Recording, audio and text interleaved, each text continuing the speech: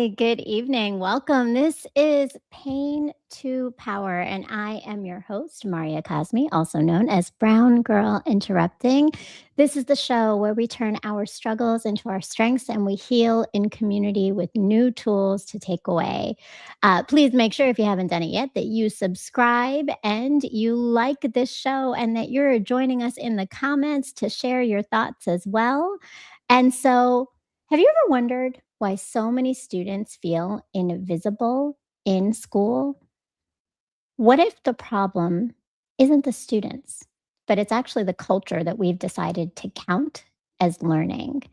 One of the things I think about often, both as an educator and as someone on a personal journey of healing, it's the role of culture playing a part in our lives. It shapes how we see the world, how we express ourselves, and how we connect to others. And yet, in so many spaces, especially in our education system, culture can become invisible. There are ways of learning, ways of speaking, and ways of showing knowledge that we've been taught to see as the right way to do school, the standard way, the neutral way. But the truth is, those ways are cultural too.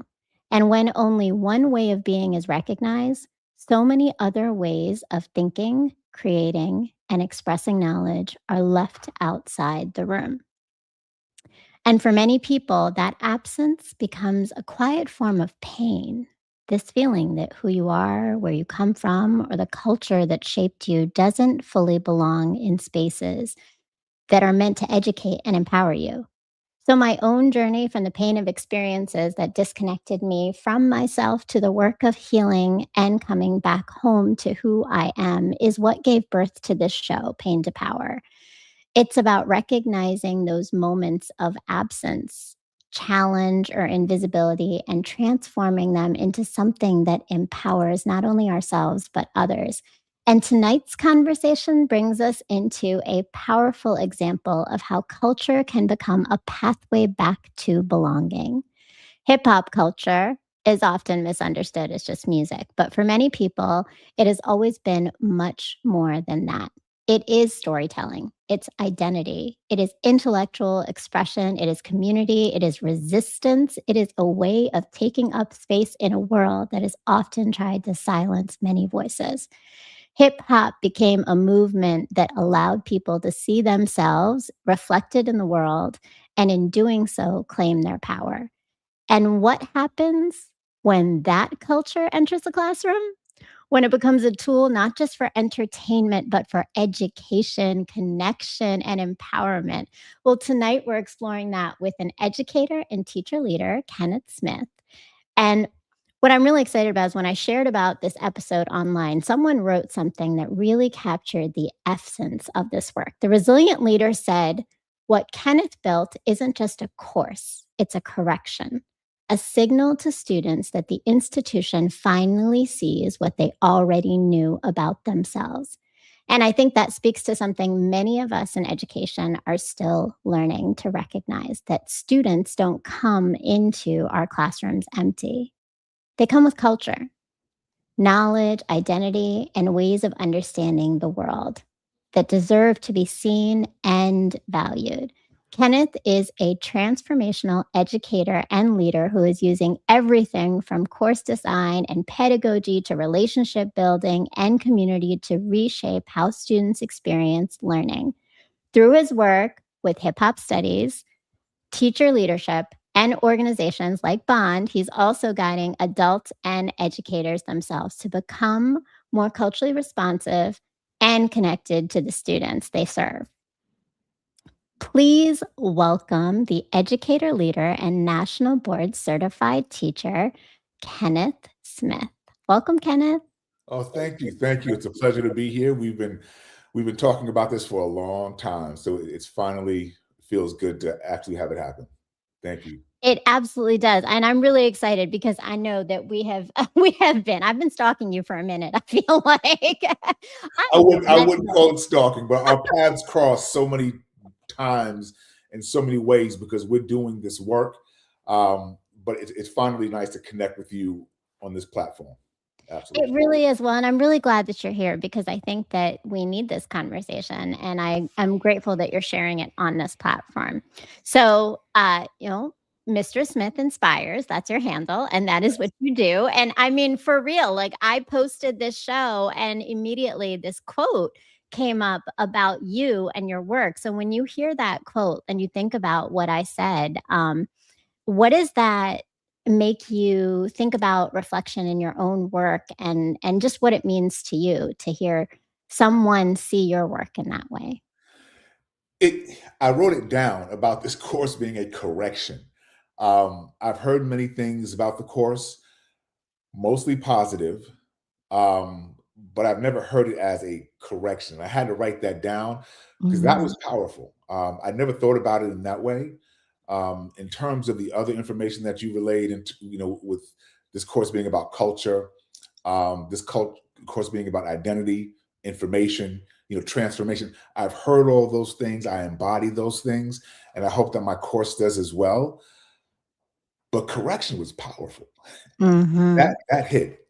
I'm gonna use Mhm. that one. I have to post that somewhere here in my office or at school in my classroom when I see my students tomorrow, because I do have the class tomorrow. I'm gonna let them know, yo, this is a correction right here.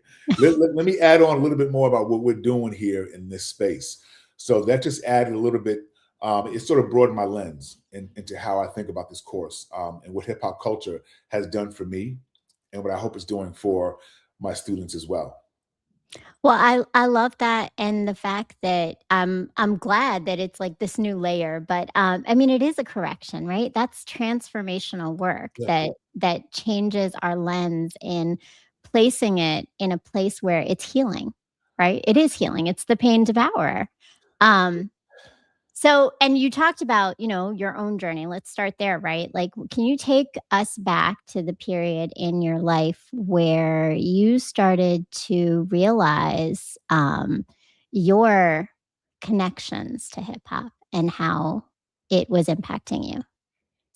So I think about this often because this is one of the reasons why I started the course. I grew up in a suburb of New York City, Spring Valley, New York, which is about 18 miles outside the Bronx. Um, and I'm a baby of the 80s. I came up in the 80s. So I'm part of that old school of hip hop. And we used to have these radio stations, 107.5 WBLS and 98.7 KISS FM. And folks that came up during that time, they know exactly what I'm talking about. They had Mr. Magic Rap Attack on BLS, and then you had Red Alert on 98.7 KISS. And they would come on about 10 o'clock at night because hip hop wasn't mainstream, it was still underground. Mhm. And we're talking, like I said, the early mid 80s. And they would have these rap shows. These two radio stations would compete for an audience from 10 to 12 or whatever time it went off. And I didn't know that who I was, my identity as a black boy, was invisible until I saw rappers like an LL Cool J, like a Kumo D, like a KRS-One, and they were confident, they were Mhm. cocky. Their voice, when they entered a space, they filled it. And I learned my history, a lot of my history, Black history, through listening to hip hop. I wasn't getting it in school. And that's powerful. It can be powerful in a positive way and a negative way, but for me, it was positive. Learning about my history, the lyrics, and then sonically, just the way that it sounded. And so I'm feeling it here, but I'm getting this intellectual stimulation as well. So I'm at a party, you're trying to talk to the young ladies, and you don't know whether you're supposed to be talking to them or taking notes for a lecture.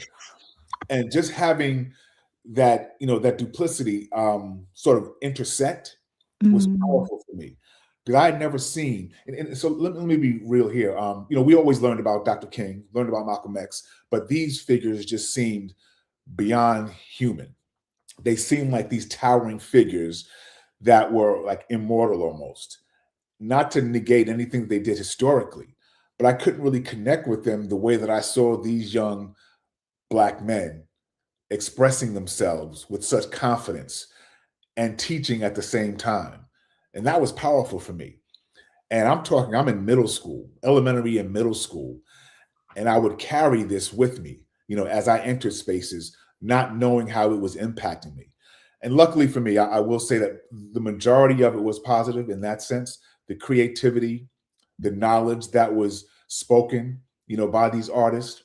Mm, And I carry that with me. And it wasn't until I started to become an educator that I realized that that voice was missing. It was mm, just complete absence of that perspective, of that lens, of that social commentary of American life. And I started teaching history, and I'm like, something's missing here. I felt it. I didn't know what it was. So I've been thinking about the course for a long, long time. And then I finally built up the courage to put a team together of educators and students. And I proposed the course, to the county, and I wanted to make it clear that this is not a class where folks are coming in to listen to rap music. That's not what this is. And you mentioned it earlier that this is about a culture. mm, So, like for example, where we are now in the curriculum, it's a semesterized course. We learn about the history of rap, and we start in the Bronx in the early 70s. I mean, we could take it back to, griots in West Africa if we wanted to. But because of time constraints, and this is the discussion we had when we built the course, where do we start this course? mm. So the first couple of weeks, we're not even talking hip hop. We're talking the conditions in the South Bronx in the 70s. So we're talking structural and institutional racism and poverty. We're talking city planners like Robert Moses, the infamous Robert Moses, and his construction in New York City and how they decimated these neighborhoods. We're talking about Black and brown culture, Latin culture, and the creativity. We're talking about Caribbean culture, from Kool Herc to Africa Bambaataa to Grandmaster Flash, who brought these different cultures together. And hip hop is like this mixing stew in this environment that created hip hop. And so for the first couple of weeks, we're discussing those issues, right? White flight, redlining, all these things that were taking place in the Bronx, these buildings burning, insurance fraud. And students are sitting back like, wow, like what is this, right? Right. So they come into the They're- class and they expect hip hop, but they're getting social commentary on American culture and history. And mm. it's a positive outlook because they're not expecting that. It's like a Trojan horse. They come expecting one thing and here's something else. So I love the aha moments that happen because a lot of them just don't know where the culture started. And go ahead.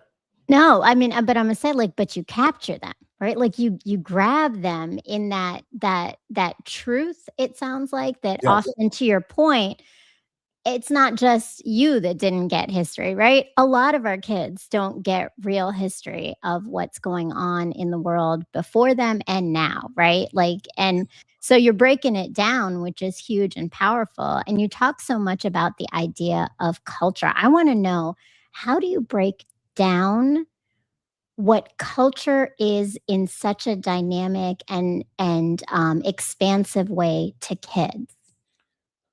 First, you ask them, do you have culture? What Mm, culture are you from? So it's very personal. I always hold a mirror up to them so that they can look at themselves and see themselves. Um, and so I'll ask, what is culture? We look at material aspects of culture, and then just the idea of what culture is. So what's non-material, what's material culture? What culture do you see around you? And where I teach the very diverse school, I teach at Montgomery Blair High School, and we have about 160 something languages spoken in our school. We have a school of about 3,000 students, and where we are in Silver Spring, it's extremely diverse culturally, racially, socioeconomically. The only place where I think we tend to lean left ideologically or politically, but outside of that, we're an extremely diverse building and dynamic. And so I ask students to think about their cultures, and they love to talk about their cultures, everything from the foods they eat, from why their parents came here, what it means to be an American or not fit in being an American. mm, And then we look at hip hop culture, the different elements of hip hop culture. And hip hop has four or five, we study five main elements of hip hop culture. Um, and then we just break it down slowly, but they're always asked to look at themselves and why are you in this class? Why are you what's your connection to the culture? That's one of the first lessons we do. What's your connection to the culture? Some are knee deep, they're hip hop heads. Mm. Others don't know a thing about it, but they're just curious. So we have a mixed bag, but everybody comes into the room with culture. And we stop and we talk about, what culture are you from? How do you know you have culture? Give me some elements of your culture. And when they begin talking about themselves, then I turn it around and they take the mirror away and they look through a window. And then we begin to look at hip hop culture and what are the elements of the culture. So by that time, they're hooked because they see themselves centered in what it is we're about to talk about. And we move forward from there. Wow. That breakdown though of how to connect them first to, like, they've got the knowledge themselves, right? Like that idea of empowerment in recognizing that they know so much about culture. They just don't, to your point, like I think that invisibleness of it, right? Like that it's not always seen until we name it. Like thinking about your own experience, right? um, and where it fits.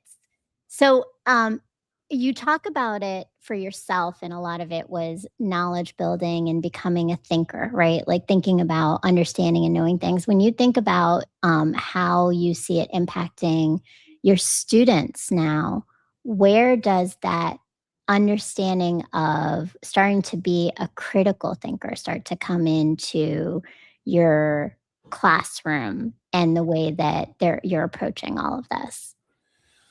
So the theoretical underpinnings of the class, it's rooted in culturally responsive pedagogy, starting with this idea, of Paulo Freire, the Brazilian educator, and realizing that these students don't enter the room as these blank slates. They come with information. They are bodies of knowledge that ought to be respected. And so as an adult, I have to learn to share power, right? And Mm, what that means is I realize that they're coming into the classroom with bodies of knowledge, with information that they can teach me. And they do. Because the current hip hop is not necessarily the hip hop that I listen to, but I respect it. And so we think critically, and we talk about what critical thinking is. We talk about metacognition, and I get this from KRS-One. I didn't know what meta thinking was until KRS-One had a book talking about metacognition. This idea of thinking about thinking. Let's stop mm, and think about what it is you're listening to. Let's just pause, no judgment. Give me your top three, give me your top five hip hop artists for those that listen to hip hop. What is it about this content that you like? Is it just that you like it sonically?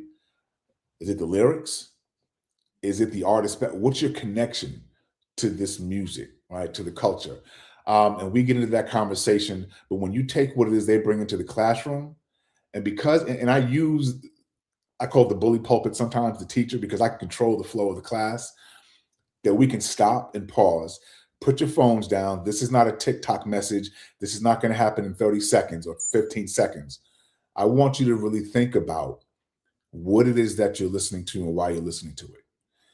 mm, And I tell them my connection to the culture and how I became connected to the culture and fell in love with it. But their first writing assignment is for them to think about their connection to the culture, number one. And number two, if they're not connected to the culture, why is it such a global phenomenon, right? mm, Why do so many other folks connect to it globally? So they have to address it in one way, shape, or form. And then they have to reflect on their writing. We discuss, but that gets them to begin thinking critically. They're looking at different pieces and they're analyzing it, putting it together, and then they're feeding it to each other and we're talking about what's happening. So I think the process of critical thinking, you have to first slow things down, mm. force them to look at what it is that we're doing, and then we can continue to move on from there. But I mean, critical thinking is it's essential to what we do. It's not just critical thinking, but it's creative thinking. That's the other side of the coin. Critical and creative And thinking. creative, which is, I mean, the depth of where you can go when you combine those two pieces, right? Absolutely. Because now it's you looking at things in a metacognitive way, breaking things apart, examining it, but also bringing your own sense of who you are and your creativity to it, and that's powerful for kids. I have to say, I've never heard metacognition and KRS-One spoken in the same sentence as an Yeah, educator who we throw that term around often, but yeah, that connection, like, just blew my mind. I was like, "Alright, okay, that makes sense." absolutely. But definitely not something I thought of before. So, you talk about how you created this course because you realized there was a need for it. But let's go back a little bit. And I want to know, like, in your start of education, how do you think, though, that you've brought in a lot of elements of this just naturally in the way you approach education? I think I saw a comment in here from Dr. Howard, our colleague, about you being a master teacher, right? That national board certified, but it's more than that. It's the heart of where you come from in education. So, and you've held that obviously, like from your own experience. What were you really intentional about walking into the classroom um, when you first started, or really when it started to hit you? Maybe it wasn't when you first started. Right. So, so teaching is a second career for me. I used to work after graduate school. I went back home to New York, and I worked in the Brooklyn District Attorney's Office for a couple of years as a research assistant, and I absolutely hated it. I could not stand. I was crunching numbers, a lot of statistics, but what happened was I started to, after work, I would volunteer at this place called The Door, which still exists. It's in Lower Manhattan off the Avenue of the Americas. It was like um, an alternative, like a community center almost. But I started preparing folks that had left high school, preparing them for their GED. And I just fell in love with these kids. That's when the light bulb went off. Like, this is where I need to be. And so when I got married, I moved down here to the DMV, to Maryland, and I got into education. I never looked back. And I know I'm fortunate. I am blessed to be in a position to do something that I love doing, that I wake up every day and I'm thankful that I have an opportunity to do this. Not everybody can say that. And I realize that. And so what I bring to the classroom, I think, is my culture. I identify as African American, just being very communal, realizing that it's not just about me, it's about we, all of us that are in the classroom together. We're sharing information, we're building from one another. And what's interesting to me, which I find funny, is that for years I was always teaching from my cultural lens. I brought who I was into the classroom. I never knew that there was academic language, something called culture responsive pedagogy, Mhm. that existed. It wasn't until I was 10 years in till I realized there's academic language for this. People study this, Right. but this is who I've always been. And once I found out that there was a body of knowledge, of intellectual and academic knowledge about this lens, this way of teaching, I was at home. And I just never thought I would feel more at home until I dove into this culture responsive pedagogy, or teaching, whichever you want to call it, in this way. So it's something that I've always done. And I see that with a lot of teachers of color when they bring their culture into the classroom and they teach from that perspective. And it's not always about me standing in front of the room as the know it all. Desks are aligned in rows, which I can't stand that formation, but I get it. Mhm. It's traditional. Um, and so at that point, I realized that my culture is important. And that was the way that I saw myself as an educator as well. And that there is something unique about stepping into a system that is not designed for my way of teaching. Mhm. Mm. And so when you talked about this being a correction, like, I'm at another level now. I'm at another level now. Just that one word, because whoever said that, they knew exactly what they were talking about. And that's a big picture lens looking at education. When you look at a course like this as a correction, Absolutely. you know? Absolutely. And so and I mean, again, I think you said it. I see my culture, right? Like I get to live my culture, but you get to now also create that space for kids. kids get to say that same thing, right? Like that's powerful and huge. And I think a lot of places, things that a lot of educators are struggling to create. You mentioned culture responsive teaching, and yes, there are many educators, and I see y'all in the chat, so I'm going to give you a shout out first. I see many of my educator friends in the chat here. Welcome. Several of your bond colleagues. I see Damon Harris, also a former guest, combining critical and creative thinking, and Dr. Daryl Howard stated just like a master teacher. Absolutely. Also former guest, right? Kenneth M. Smith, when students' voices, communities, and cultures are centered, engagement naturally follows. That's powerful. Absolutely. Yes. Absolutely, absolutely, absolutely. And yes, Logic says super powerful. I would agree. Mr. Jones, yes, super powerful. Welcome, Mr. Jones. Welcome to everybody. Thank you so much for tuning in. So, Kenneth, Yes. because not everybody here who's going to be watching and is watching right now are educators, tell us a little bit more about when you break down the idea of culture responsive teaching. If you could give me an elevator speech, what is culture responsive teaching so that we are all on the same page in language here? Yeah. So culture responsive teaching is the idea that all of our students matter, that we look at different cultures and we make sure that other cultures can see themselves. Our educational system is set up very middle class and Western. I, the individual, being culture responsive, understands that it's me, we, and the collective. And that sort of flips the head on the way that we approach education, that we realize that there are other bodies of knowledge that are important than just the traditional ones that have been taught, not to erase what's there, but to appreciate other perspectives. And being culture responsive means being more inclusive of those who don't fit into the traditional mold of a student or within our educational system. It's broadening the lens on how we teach and how we approach education. I love that. And I do think it also aligns with the idea of a correction because the truth is, things have not been developed for all of our students. Our Right. schools are broken down and working for a lot of it. Really, they were created for white men, right? Like white boys, and not for everyone else. And so that correction of culture responsive teaching is definitely really important. And Damon Harris says, do the kids see how when all of you brings your cultures together as you study culture, you create a new shared culture? That's a great question. Great question. And allowing students to produce their own knowledge is something that's also extremely important, because what we tend to have with our school system is that students take a test, they write an essay, they write a paper, and it's for the teacher to evaluate.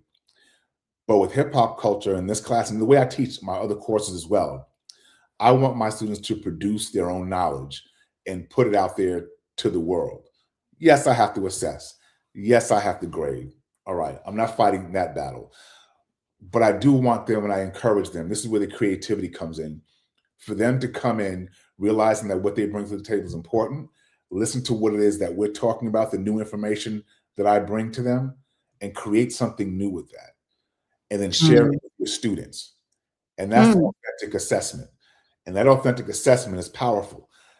Just to change lanes a little bit, you've done work, Damon, Daryl, the ones that are on here now, with MSP, the Minority Scholars Program. Mhm. And this is a program where it's a student-run program. And we as the adults, we serve as the guardrails.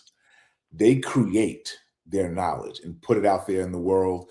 And they realize that what they learn, when they see themselves, when belonging is central, that they have power to make change as well. And hip hop culture has done that for me. Look at what these, and I heard Mos Def, he goes by Yasin Bey now. He made a statement that hip hop is a synonym for Black men. That hit home when I heard him say that. Mm. And not that this class is for Black boys or Black men, it's for everybody, because as we know, hip hop is global. But to see oneself, not just musically, but also as a Black man leading an intellectual environment, that's powerful for a lot of them. And I've had many of my males, my Black and Latino males especially, who come up to me at some point, and because I'm teaching a course, they'll take a course. Not just the hip hop course, my sociology course, my AP African American course, they'll take it just because I'm teaching it. and I teach sociology as well. And they'll take the course not knowing a damn thing about sociology, but they'll sign up because But Mr. Smith is taking it. because that's the power of inspiration, right? That's the power of what you're doing to, again, and I want to elevate this because I think this is really important. A lot of times gets lost in culture responsive teaching when people talk about it or think they know about it is intellectual rigor. Absolutely. You are pushing kids to think and create and write and in such a dynamic way that it really is ownership of their knowledge, of the culture they're creating, of learning, all of those pieces. And I love that you brought up the MSP, Minority Scholars Program. I actually just went to the film festival. To your point, right? Like the students created an anti-racist films that were amazing and I love it. powerful to create change, right? And you're creating a lot of these guardrails. I want to come to what you were saying about that synonym for Black men and the fact that there's such an impact on Black and Latino boys. What are some of the things that you have learned from your students in even just identity that maybe you yourself didn't realize prior to teaching this course? There's some ahas you had, some moments where your students really pushed you in your own understanding of identity. First and foremost, it was to be quiet and listen to them and not judge them. And I also realized and I was just checked the other day, a couple of weeks ago, that a lot of our boys, um, to the title of your show, are in pain. Uh, Mm, they can't express themselves. They can't express their full humanity. And I've had many side conversations. And now what we're doing, we're also developing another unit for the course, hip hop and mental health, because with this generation, yes. um, a lot of hip hop artists, especially my age, the old heads, they're starting to talk about mental health issues. A lot Mhm. of the younger artists are very open about their mental health challenges.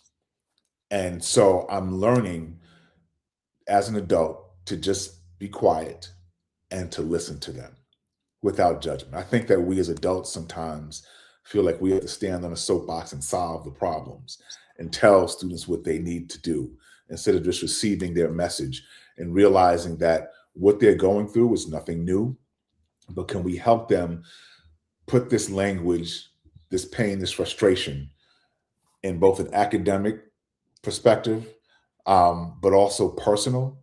And so for me, I'm learning to just be a much better listener, Mm, not judge what it is that they're going to and the way that they want to express themselves. mm, And I'll say this, we live in an environment where we're all exposed to, racism and sexism, et cetera, and we embody that without knowing it. So, for example, I'm walking down the hall, I'll see a group of Black and brown boys loud and just boisterous and animated. And I want to ask them, what are you doing? What are you up to? But then I see a group of Asian boys and they're loud and laughing, and I walk right past them and not think twice. I'm a mm. Black man saying this. And I was once those Black boys in high school, just as loud and rambunctious. And I realized that I'm impacted by this environment as well, all the stereotypes, all the messages that are spoken about them. So when they come into my classroom, the same way, full of life, full of energy, I have to just sit back and listen to them. But you see their humanity and you give them Absolutely. space and allow them to have it. Absolutely. And so I want to go back because this mental health course one sounds amazing, but I would a lot of my guests who are Black men who come on the show, we talk about mental health, but there's always a lot of stigma, particularly in the older generations, right? So I think for younger kids now, it seems like the language of mental health is so much more common, so much more pervasive. Like it's not as much of a taboo for young people, but for you in that transition of thinking of mental health and thinking about where it fits within the conversation of males and mental health as Black males, like was there anything you had to kind of work through yourself or process differently to recognize like it's okay to talk about that openly? I'm still struggling with that. I am. I'm still struggling with that. As much as I know that I would like to talk about certain issues, I still don't feel as comfortable as I would like to. But I tell you what, I have one thing I am very proud of personally is that I've built a community of other men where, Daryl and Damon, they're part of this group as well, my bond brothers, where we get together and we just have these conversations. We call it barbershop talk. And we are allowed to be ourselves and to express ourselves. I can remember when we were going through the pandemic with the George Floyd, all that situation that was happening, and we were all in quarantine. I just remember we would have these Zoom calls, and it was just so powerful to see all these faces, these black and brown men on the screen. And sometimes it would just be a moment of silence. We didn't have to say anything. We knew what we were feeling. But they were powerful moments. And our boys need that as well. And I try to provide that space for them. And so I'm still learning.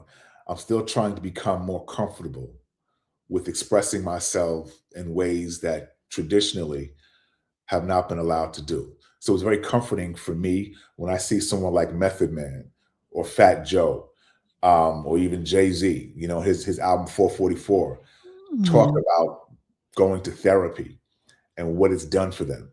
And you can hear it in their lyrics here and there, but they talk openly about it. And that's comforting for me, because if they can do it and say this in front of millions or 2 million, then why can't I? I'm a work in progress. I appreciate that vulnerability and honesty, though, because I think that we all are in different things, right? And so that growth space for mental health, and you mentioned it, like you're making intentional strides to create those environments, right, for yourself to be able to break through that. And when you think about the impact, though, of this on young boys and school, right, to be able to understand, and you said a space where you're allowed to be yourself and express yourself. What's the power of that for young boys in school? I don't know how to measure it. I can tell you what I feel, what I've seen. But again, I think that comes from Western culture. We're always trying to measure something quantitatively. And this is something that can't be measured quantitatively, at least from my perspective. I'll give you a perfect example. I have a guest speaker that comes in from time to time, Tim Jones. This guy is phenomenal. It's always my favorite guest speaker. And he would come in, Tim, he's my age, he's from Brooklyn, but he lives down here. And my students absolutely positively love him. When he enters a space, he sets the tone that it's okay to be who you are. Now, my students have been with me. They know me. We have a relationship. But when he comes into the room, he establishes that relationship immediately.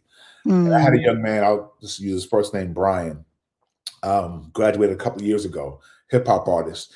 And his lyrics are very aggressive, very violent, right? And he rapped in front of the class with Tim there.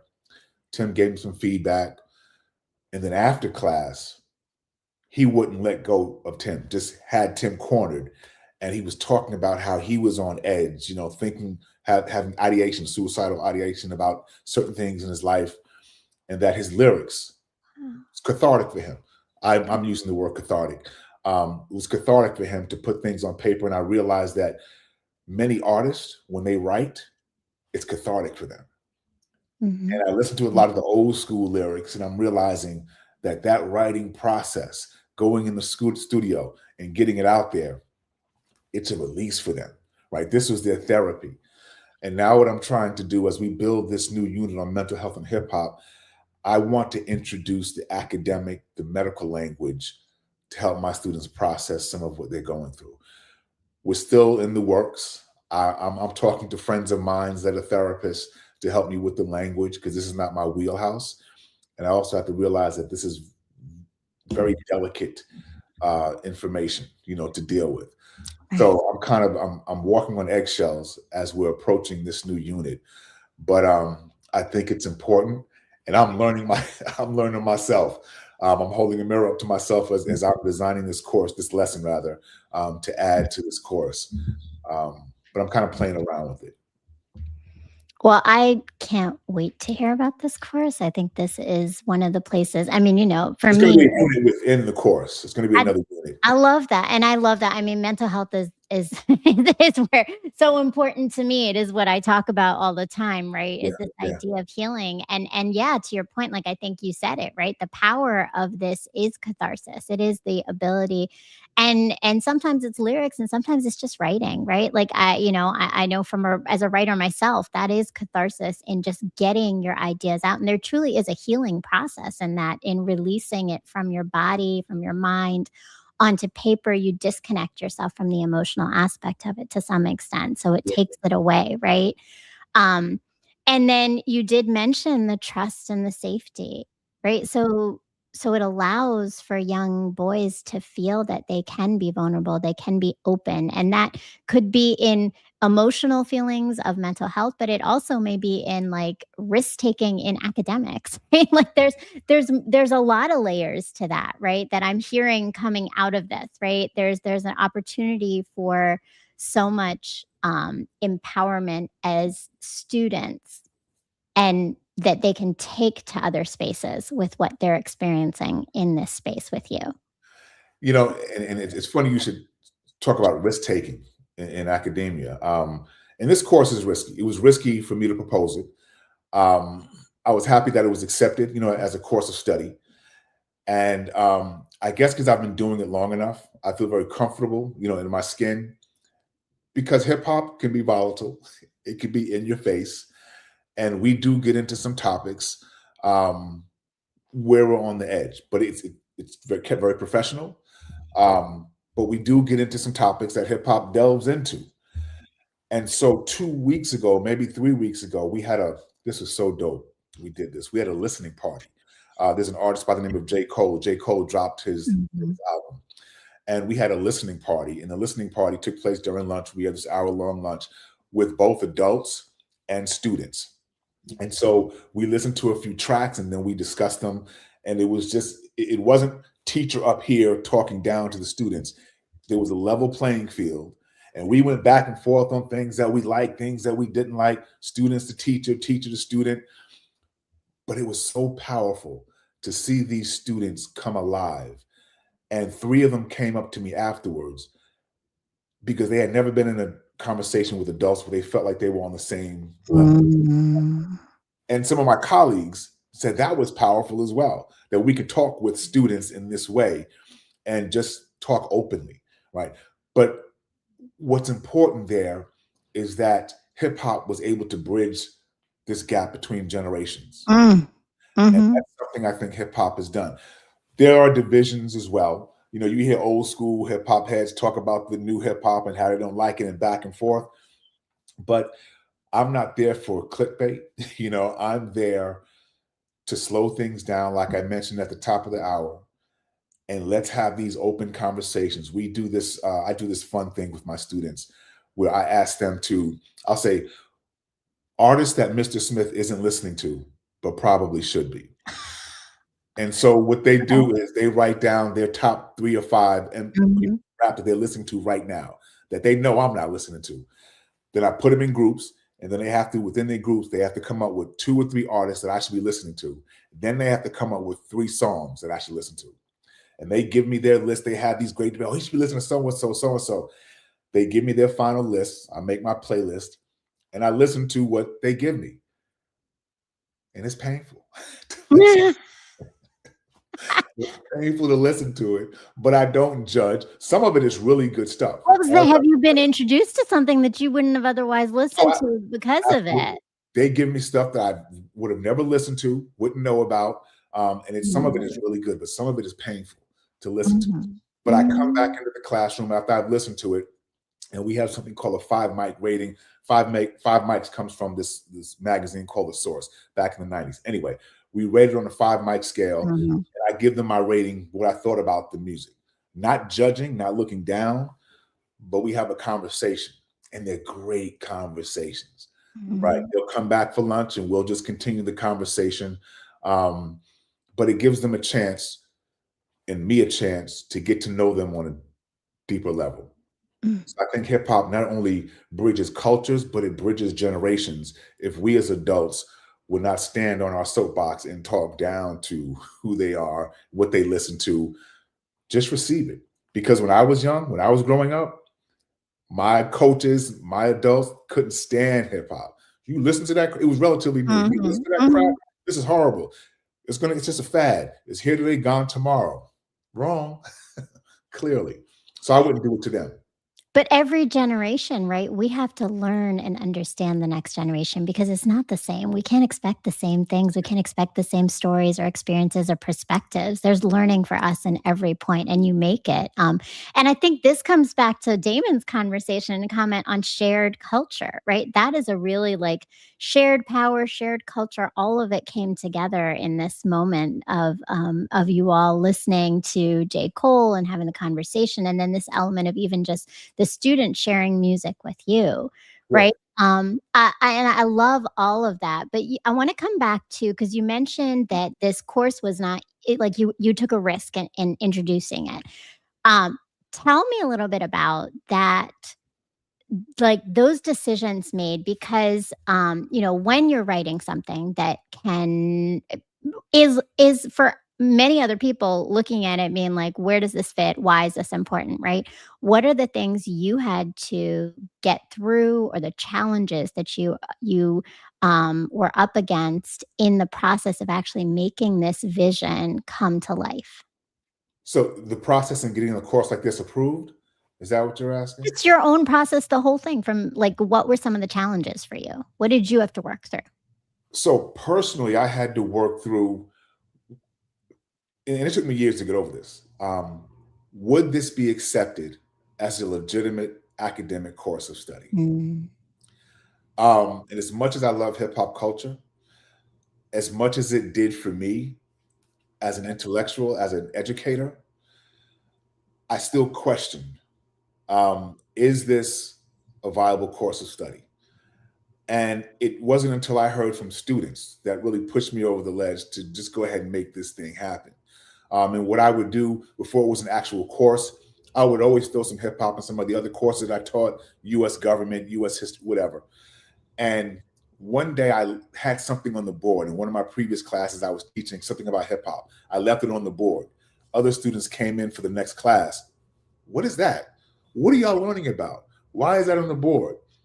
And so I started to keep things on the board when we talked about hip hop. And it never failed that students would come in the next class. How come we're not learning this? What? And so I got up the nerve. I put a team of adults together. You know, Daryl was on that team as well, and students wrote the proposal. They helped design the course, and it went up the ladder to central office, then to the Board of Education. They approved it, and it did face some headwinds. You know, it did face some headwinds. But I always say hip hop has always faced social headwinds. You know, Mhm, hip hop comes from the mud. It comes from the gutter. It's always had to fight. So that was mhm. nothing new. And I realized that, you know, while hip hop was being taught, hundreds of courses are being taught at the university level all around the world. But at the K through 12 level or high school level, at the time when this course was designed, I found two teachers teaching a course at the high school level nationwide. They were both in California Only 2. that I found. Wow. Both of these teachers were in California. One was in Northern California in the Bay Area, one was down in LA, and they thought they were the only ones teaching it. Right? And so Wow. they helped me sort of, you know, also muster up the courage. You got to do this. You got to get it done. You know, not all my students are going to college to take a college course on hip hop.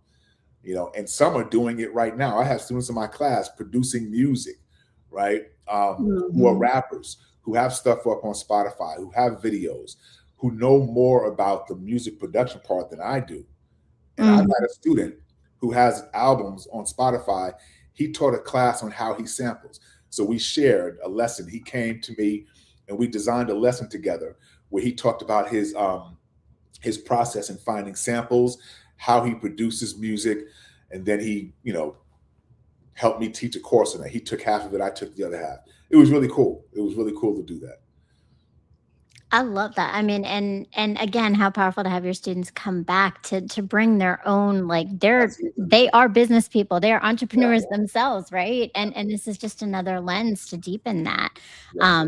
and that questioning our validity, right? Like the validity of a course. Then you work through that, and I feel like now the next step that you're taking, and not next step, but you've been doing this alongside, right, is also a lot of teacher education and leadership development components, right? So let's shift into that because I want to know a little bit more about how are you approaching the development of other educators In now? terms of this course In specifically, I think in terms of the craft culture responsive teaching, like how are you approaching it? What are the elements of it that have been important for you to help other educators to understand better?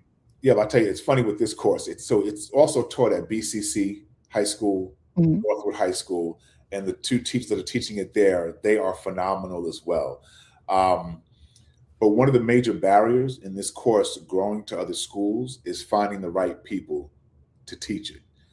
Mm. Um, and I did a presentation to an up county school a few years ago, and they say, Mr. Smith, I feel your passion for this course, but to be honest, we don't have anybody here that can teach that course. Mm. And I get it, and I say all that to say that there's another hip hop course that was designed by Dr. John Howard, who is also a Bond member.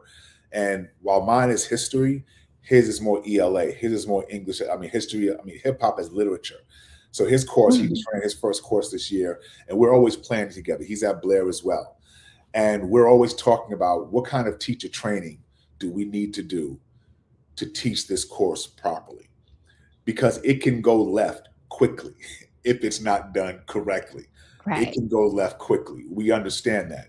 And so we're talking about, along with the mental health piece, we're talking about what does teacher training look like to teach this course, both from his perspective, the ELA, and then my perspective, which is historical and sociological. So we're working on that. And we want to do this possibly, with Bond, the things that we do with Bond. For folks that don't know what Bond is, building our network of diversity. So we're an organization where we recruit, retain, and we build men of color within the classroom. So with teaching and all the way up through leadership, we do workshops for teachers in terms of how do you present at conferences, how do you build your own knowledge. We have the barbershop talk to lend support, to empower, and that's also a component of what we do. But to try to teach educators to teach this course, but also to be culturally responsive in other courses and the way that they teach is Mhm. central to what I believe in. I do believe in teacher leadership. Love the classroom. I will retire in the classroom, but I also have one leg outside the classroom, working with organizations like Bond, like MSP, and doing the hip hop thing as well. That's important work though, because again, like you are one person, right? And you've got it in two other schools, I know, but like that extending and building capacity of more people understanding and knowing how to do this work, whether it's in this course or in other courses, right? Yeah, Like I think what you're naming, a lot of these elements are just really strong, important, responsive characteristics of educators who want to shift the culture of school and their classrooms. So people are taking that away. You talked about Bond, and I want to give you a moment because there is actually, and this is kind of a connection to all the things, right? Bond is having an academy coming up in April, and the focus is mental health. Is it? yes, yes. It's well-being of educators, mental health, well-being, both mental and physical. How do we take care of ourselves to do the work that we're doing, especially in this environment that we're in? The way the administration is just dismantling education. How do we Mhm. take care of ourselves? So I'm excited about the academy. Always looking forward to it. It's always an exciting time for us to build as educators, not just as Black and brown men, but all educators, period, who come to the academy. We're looking forward to it at Bowie State. I love that. Do you want to end the date? Anybody have any information about April how people 24th sign and up? 25th. Let me make sure I got that right. Yep, I'm gonna give April you the 24th. extra plug here. Yeah, absolutely, absolutely. So April 24th, 25th, and 26th, the Bond Academy, which will be held at Bowie State. look at bondeducators.org or thebondproject.org, thebondproject.org, and you can find all the information there. It's a really dynamic academy, and what is really unique about what we're doing is that every workshop, every presentation is led or co-facilitated by a Black or brown male. And we thought that that was very important because people really need to see us produce, present, create our own knowledge. Absolutely. Absolutely. So if you please go and check it out. The Bond Academy is an amazing space. And I'm very excited because this is my first time doing a session co-facilitated with a Black man, Mr. Charles Alexander himself. So yes, it's going to be a panel conversation. So make sure, tune in, come and attend, and you'll see so many amazing, brilliant educators and leaders. I always walk away with so much knowledge and tools and things. And it's just really, I love to see a space where so many men just are connected and at ease and just see each other together. It's a beautiful, beautiful thing to witness. Yes, It really, really is. So, when you think about just your classes and when students leave your classroom years from now, what are you hoping that they remember? Some lesson about themselves, their potential, anything that you feel like you want them to walk away years from now reflecting on from being in this course and in this space with you? I want them to know that they matter, that they belong, they have something to offer. And the last thing I want to say, which still blows my mind, is that when you look at some of these old head hip hop artists, Queen Latifah, Rakim, Nas, Jay, they were their age. They were creating. That still blows my mind. I'm still reflecting on, Nas's first work, Rakim. They were 16, 17, 18 when they were writing this material. That's mind blowing. Nas dropped out of school in the 9th grade. One of the greatest artists of all time. With the blessing of his father, he left, never went to 9th grade. Because his father understood that educational system was not built for that Black boy. And that still blows my mind, right? Biggie, Jay, they didn't finish high school in the traditional, because the system was not set up for them, for that creativity, for that brilliance. I want to tap into that. And I just want them to realize that they matter, they belong, and that what they have to offer is valuable. That's important. That's powerful, right? And to your point, right, the system was not created for them. So you are transforming that in a space where they walk into a classroom that has been, with a lot of intention, with a lot of effort. I mean, between just your course development, but it's the pedagogy too. It's the way you're instructing. It's the way you built these authentic relationships to create the space. And to your point, right, the right person has to teach this class because it is so much more than just a syllabus of information. Yeah. Absolutely. You have to show up in a certain way and a belief system. And it sounds like as an educator, you have to shift a lot of your own beliefs to do this the right way, authentically for kids. Yes, absolutely. Well said. Well said. Couldn't say it better myself. So thank you so much. Like, this has been such a cool conversation. I really appreciate it. I think I've learned so much about the course. Like, I just want to be a fly on the wall now. Like, I need to just sit in the class and experience it. It feels like that's what it is. It's a whole experience in and of itself. And I mean, just so that, you have a moment, how do people follow you? Are there any other projects, any other things coming up, new courses, any other ones that you want to talk about? So you can follow me Instagram, Mr. Smith Inspires. I don't know if you could provide my email address, my personal email address. That would be fine as well. ks.mccaslin, MCCASLIN at Gmail.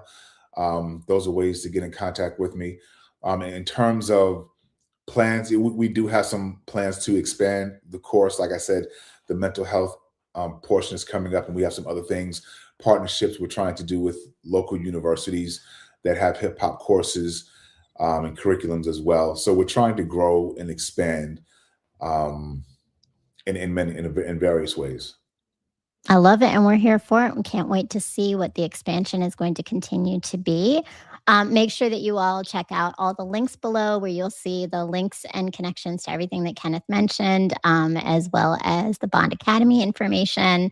And follow him on Instagram, Mr. Smith Inspires. Follow me. I am Brown Girl Interrupting. So if you are watching me for the first time, make sure that you subscribe to this show, you like, you hit the bell so that you tune in every Sunday at 8 p.m. for these conversations on turning our pain into our power and our struggles into our strengths. And follow me. I am writing on Substack. I have the show on YouTube. I have all my social media, TikTok, everything Brown Girl Interrupting. Thank you so much, Kenny. Like, this was an amazing Thank you. conversation. I know there are so many educators and non-educators that are walking away with tools and ideas of what do we need to do differently to empower our youth. Thank you so much. I appreciate it. Thank you for the platform. Thank you. And thank you to the iRant Network and to everybody who just showed up in the chat, who shared, from my Bond family to my iRant family. Thank you, and have an amazing evening. Peace, love, and light. Good night.